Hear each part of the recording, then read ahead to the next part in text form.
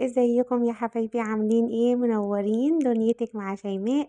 كل اللي بيشوفني لأول مرة ما ينساش بقى ان هو يدوس لايك ويشترك معانا كده في القناة عشان توصله ان شاء الله كل الفيديوهات الجديدة اللي بنقدمها.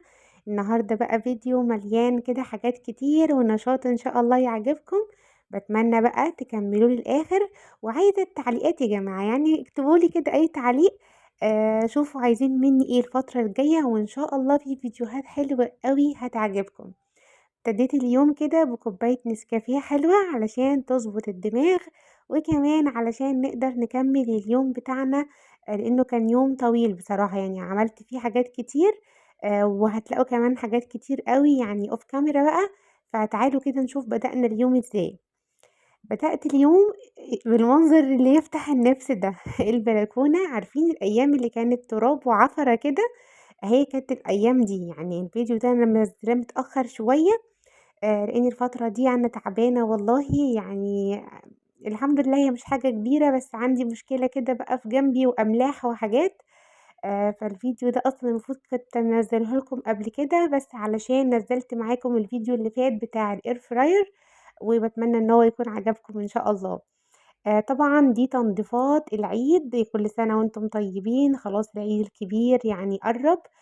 فابتدينا بقى زي ما كنت قايلة لكم باحب أعمل كده كل فترة حاجة، بحيث إن إحنا ما نتعبش وما نضغطش على نفسنا، وفي نفس الوقت نعمل كل اللي إحنا عايزينه في البيت. أنتِ دايمًا اعملي كده، وطبعًا حسب وقتِك وشغلِك وصحتِك وكل ده. ما تجيش على نفسِك، اوعي تيجي على نفسِك. الواحد لمّا بيقعد ويتعب والله يعني أنا الفترة دي تعبانة. باتمنى كده أنتم تدعوا لي إن شاء الله عشان أقوم كده تاني كويس. فالصحة تاج، الصحة تاج بجد، ولازم نحافظ على صحتنا. ويا رب يمتعني كده بصحتي ويمتعكم بصحتكم، ونفضل كده دايمًا، دايمًا الجملة دي باقولها دايمًا: يا رب ادينا الصحة نفضل واقفين على رجلينا ونعمل كل حاجاتنا بنفسنا. فطبعًا البلكونة كانت متدهولة جامد، فدخلت بقى على البلكونة زي ما أنتم ما شايفين كده نفضتها. وحاولت بقى أشيل كل التراب اللي على الحيطان، واللي كمان بيبقى في البلكونة نفسها. عارفين اللي هو آآ السور بتاعها ده، يعني عارفين بقى لو أنتِ عندِك زعافة، لو أنتِ عندِك لو مقشة أي حاجة كده، فوطة يا ستي وخبّطي نزّلي كل التراب. ومسحتها كده، وحطيت بقى في المَيّة دي شوية مُعطِّر. يعني أنا مسحتها مرّتين، مرّة بديتول والمرّة التانية بمُعطِّر. فبُصّوا بقى هوا وريحة نضيفة وطراوة كده. يعني بتبقى تحفة بصراحة لمّا الواحد بينضّف، أحلى إحساس. بتحسّي إن أنتِ عايزة تدخلي تقعدي في البلكونة بالذات أول ما تنضف. فخلّصتها بقى خالص أهي. كان الصبح بدري بقى الكلام ده يعني قبل حتى ما أفطر ولا أفطّرهم، كانوا لسه البنات نايمين. فدخلت أنا عملت البلكونة كده الصبح بدري، عشان كمان ما يبقاش في حد تحت مثلًا أو في الشارع، أو تراب، أو حد يبقى شايف أو أي حاجة من الحاجات دي. وخلّصت بقى البلكونة ودخلت على طول فطّرت الولاد. وبعد بقى ما فطرنا إحنا عملنا ساندوتشات كده بسيطة. كان عندي لقيت عندي كده كام كيس من الجيلي، فقُلت أعمل لهم جيلي. أنتم عارفين بقى الولاد أجازة وزهقانين طول الوقت، فبنحاول إيه نعمل لهم حاجات كده حلوة تكون يعني حلوة وسريعة. فالجيلي بصراحة يعني فيه الحاجتين دول. جميل كل الولاد بيحبوه صغير وكبير. وكمان سريع، يعني مش بتعملي فيه حاجة خالص. أنا كمان ما باحطش فيه ولا سكر ولا أي حاجة، باعمله بس كده زي ما مكتوب عليه.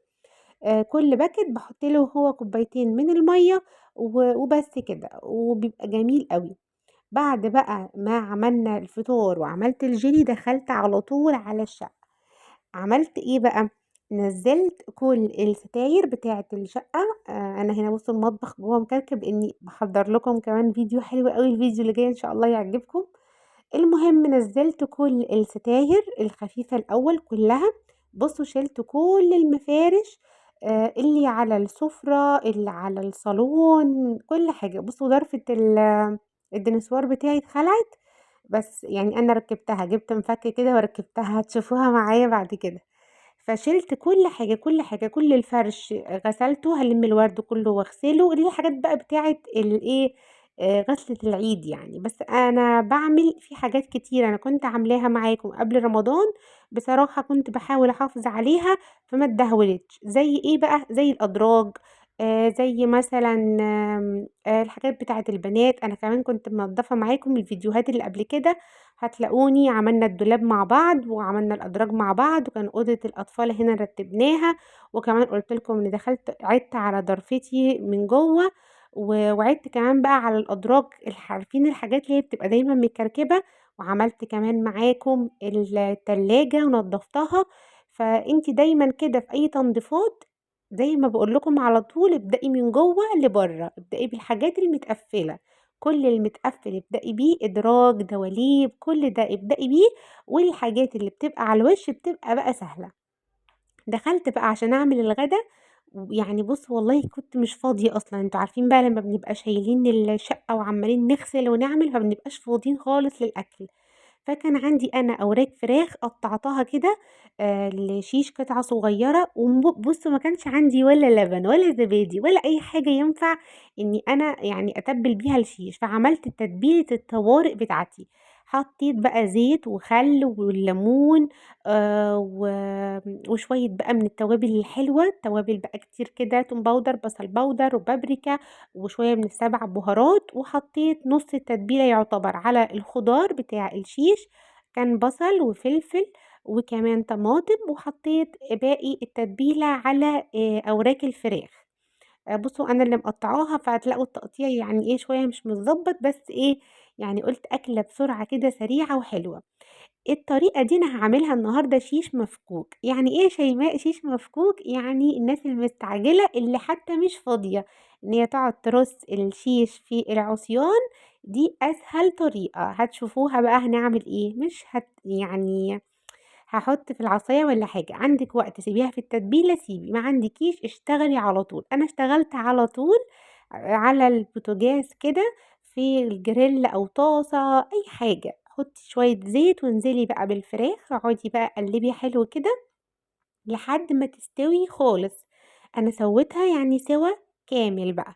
فبعد بقى تقعدي تتبّلي فيها، أهم حاجة ما تنزليش بيها كلّها مرّة واحدة، علشان ما تنزّلش المَيّة بتاعتها وتلاقي إيه طعمها ما بقاش حلو كده عاملة زي المسلوقة. انزلي شوية بشوية عشان بُصّوا تتحمّر وتبقى طعمها تحفة. التتبيلة دي خطيرة، خطيرة، ممكن تحطّي لها كمان معلقة صلصة بتبقى حلوة أوي. ونزلت بعد ما شِلت الفراخ عملتها وشِلتها على جنب، ونزلت مكانها بالخضار برضه، قعدت بقى أتبِّل كده فيه أتبِّله وخَد لون واستوى، رُحت نازلة بالفراخ، اديتهم تقليبة كده مع بعض ورفعت على طول من على النار. تقدري بقى في الخطوة دي تحطي شوية كاتشب، مايونيز، مستردة، تسيبيه سادة. عارفين بقى الحشوة الجميلة دي ممكن تتعمل ساندوتشات، ممكن تتعمل مع مكرونة، ممكن تتعمل حشوة في كريب، ممكن تتعمل حشوة في جلاش، ممكن تتعمل فوق يعني رز وتبقى عاملة زي فتة الشاورما. بُصّوا تحفة وخطيرة وسريعة. أنا عملت ساندوتشات بصراحة بسرعة، بسرعة، علشان كنت لسه باكمّل في الشقة. أنتم عارفين بقى المفروشات لمّا بنيجي نغسلها يعني هَم بصراحة في النشير، كل شوية تقعدي تغسلي وتنشري، تغسلي وتنشري. كان بقى إيه، ده الكلام ده بقى بالليل، كان إيه، لقينا بقى إيه، بابا كده البنات جاي وكان جايب لنا لبن معاه، فقُلت طالما في لبن أنا هاعمل لهم إيه بقى، هاعمل رز بلبن. الكلام ده كان بالليل مع إني ما كنتش قادرة، بس اتشجعت كده وقُلت أقوم أعمل لهم حاجة حلوة تفضل موجودة في التلاجة. باحس دايمًا إن حتى أيام الترويق يعني الولاد في البيت بيتظلموا، ما بتبقيش فاضية لهم ولا مهتمية شوية بيهم، فباحب دايمًا أكون عاملة حاجة في البيت إن هُم إيه، يفتحوا كده ويسحبوا وياكلوا يعني لوحدهم. كنت بقى أنا قبل ما أعمل الرز بلبن ده غسلت المواعين ونضّفت كده البوتاجاز، وعلى طول باحط بُصّوا طريقتي سهلة أوي، باحط كوباية من الرز عليها 6 كوبايات مَيّة، وباحطها على النار تغلي كده بالشكل ده.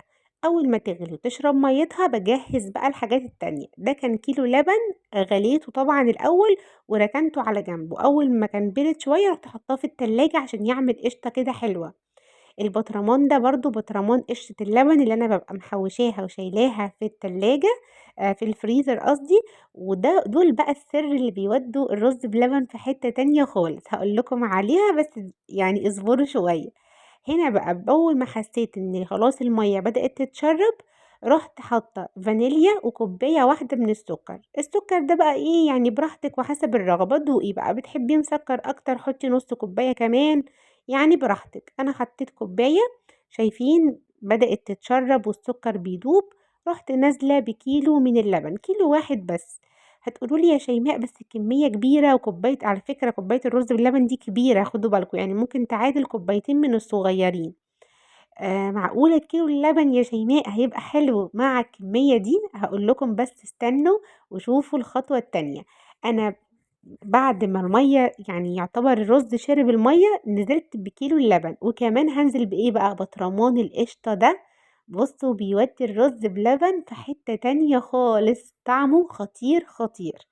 كمان بقى علشان يعني أزوّد الطعم وكأن الرز بلبن ده مش معمول في مَيّة أصلًا كلّه في لبن وكريمة كده، حطيت بقى الخلطة دي 3 معالق كبار أوي مليانين نشا، 3 لبن بودر، وكمان 3 كريم شانتيه، كلّه قد بعضه، ممكن تحطي 3 أو 4 وقلّبتهم بقى حلو كده على البارد من برّه، وهانزل بيهم بعد ما اللبن حسيت إنه غِلي غلوة والقشطة كده يعني سابت كده خالص وساحت، هانزل بقى بالخليط ده بُصّوا بجد وهم، وكل اللي جرّب الرز بلبن بتاعي بعت لي وقال لي: "فعلًا يا شيماء كان عندِك حق الرز بلبن خطير."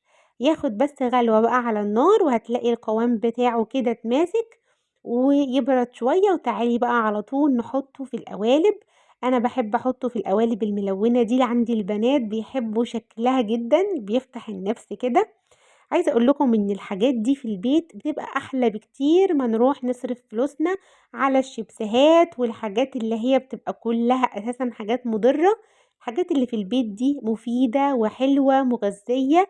اعملي كيكة، اعملي رز بلبن، حتى لو في فاكهة في البيت أحلى بكتير ما الحاجات اللي هي بتبقى غالية دي، البيبسيهات والشيبسيهات وكل الكلام الفاضي ده اللي مالوش لازمة خالص. فاعملوا الحاجات في البيت وتعجب الولاد. يا رب الفيديو النهارده يكون عجبكم ويعني خفيف كده على قلوبكم. ما تنسوش بقى اللايك والتعليق الجميل منكم واستنوا بقى الفيديو اللي جاي إن شاء الله